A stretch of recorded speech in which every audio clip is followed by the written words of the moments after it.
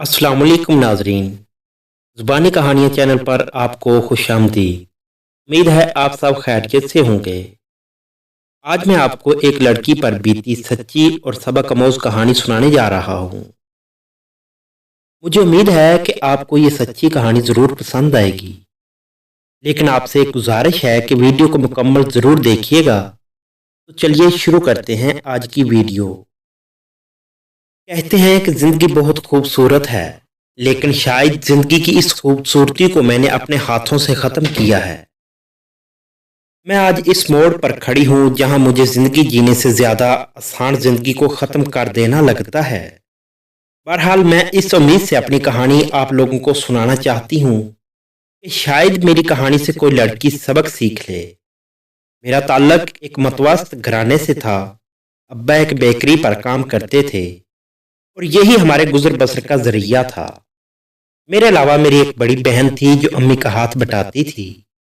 कहने को तो हम दोनों बहनें थीं, मगर कोई भी आदत एक जैसी नहीं थी। वो तो अल्लाह मियाँ की गाय थी। जैसे अम्मी अब्बू ने कह दिया वो उसके लिए पत्थर पर लगी लकीर बन जाती थी। कभी उसने कोई ख्वाहिश जाहिर नहीं की थी, लेकिन मैं बिल्कुल उसके बरक्स थी।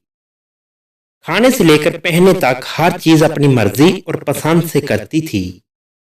अगर कोई चीज हमारी औकात से बाहर होती तो वो भी जिद करके अम्मी अब्बू को मजबूर कर देती।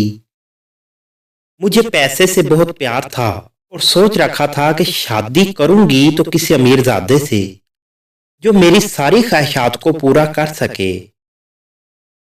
दिन गुजरते गए और मैंने अपना मास्टर मुकम्मल कर लिया। इधर अम्मी अब्बू को मेरी बड़ी बहन की शादी की फिक्र लाख हो गई थी।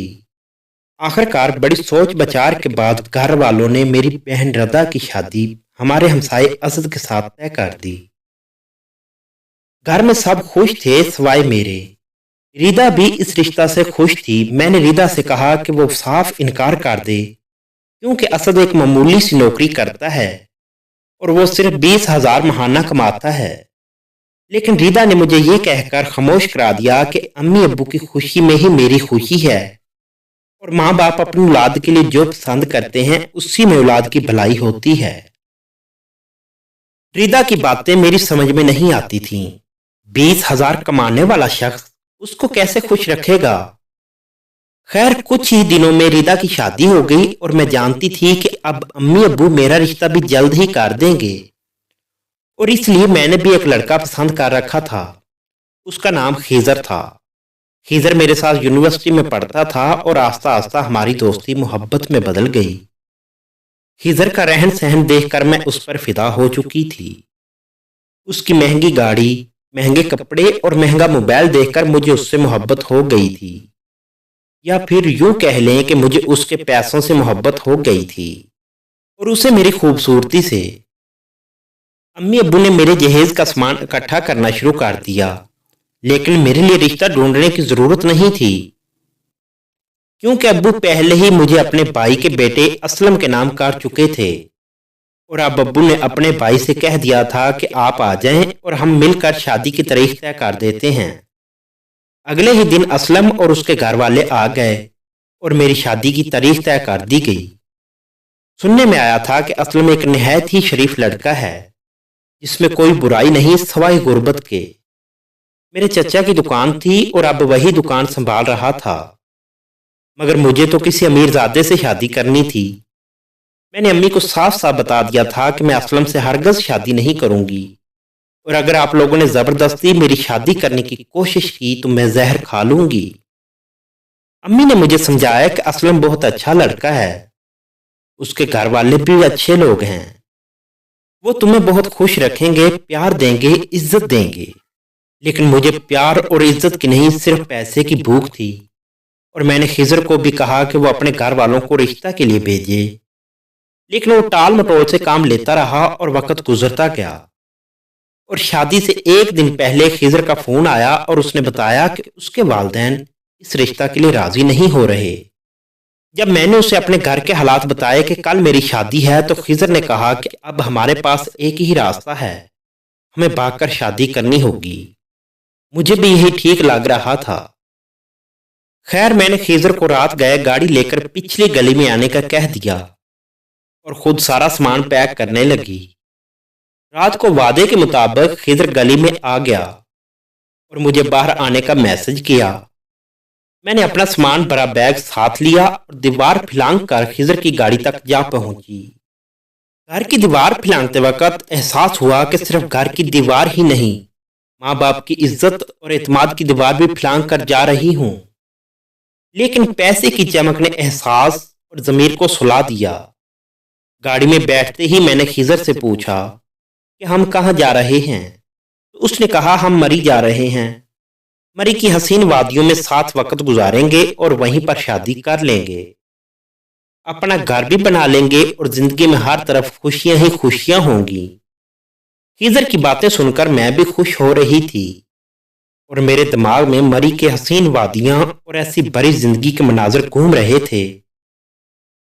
शाम तक हम मरी पहुंच चुके थे। वहां हमने होटल का एक कमरा बुक किया और रात मुझे जिंदगी की हसीन तरीन रात लग रही थी। ऐसा महसूस हो रहा था जैसे सारी ख्वाहिशात पूरी होने जा रही हैं और खुशियों से भरी जिंदगी मेरे पास आ रही थी। खैर सगाली सुबह नाश्ते के बाद मैंने खिजर से पूछा कि हम शादी कब करेंगे, तो खिजर ने कहा इतनी जल्दी क्या है, आराम से कुछ ही दिनों में शादी कर लेंगे। मैं भी ये सोच कर खामोश होगी कि अभी तक 24 घंटे भी नहीं हुए। शाम को मैंने अपनी सहेली सारा, जो कि मेरे घर के साथ ही रहती थी, उसको फोन किया और अम्मी अब्बू के मुतालिक पूछा। सारा ने बताया कि मेरे जाने के बाद से अम्मी अब्बू घर से बाहर ही नहीं निकले। शायद उनमें लोगों की बातों को बर्दाश्त करने की हिम्मत ही नहीं है। खैर मैंने सारा से कहा कि वो मुझे वहां के हालात से आगाह करती रहे। इस तरह दूसरी रात भी गुजर गई और मैं भी रोजाना खिजर को कहती शादी करने के लिए, लेकिन वो टाल जाता। एक हफ्ता गुजर गया और मेरी खुशी भी गम में बदलने लगी। 8वें दिन खिजर ने कहा मैं चाहता हूं कि पहले मैं अपना घर बना लूं और उसके बाद हम शादी करें, ताकि शादी के बाद हमारा अपना घर हो। इस घर बनाने के लिए मुझे अब्बा से पैसों की बात करनी पड़ेगी, इसलिए मैं आज जा रहा हूं कारोबार शुरू करने का बहाना बनाकर। मैं अब्बा से पैसे ले आऊंगा और फिर हम घर बनाएंगे, शादी करेंगे और अपना छोटा मोटा कारोबार भी शुरू करेंगे। यह सुनकर मैंने खिजर को जाने की इजाजत दे दी और वो 1 या 2 दिन में वापस आने का वादा करके चला गया। मैं सारा दिन होटल में अकेली सोती रहती और खाने पीने के अलावा कोई काम ना था। 1 दिन गुजरा, 2 दिन गुजरे और मैंने खिजर को फोन करना शुरू कर दिया, लेकिन उसका नंबर मुसलसल बंद जा रहा था और मेरी परेशानी बढ़ने लगी थी।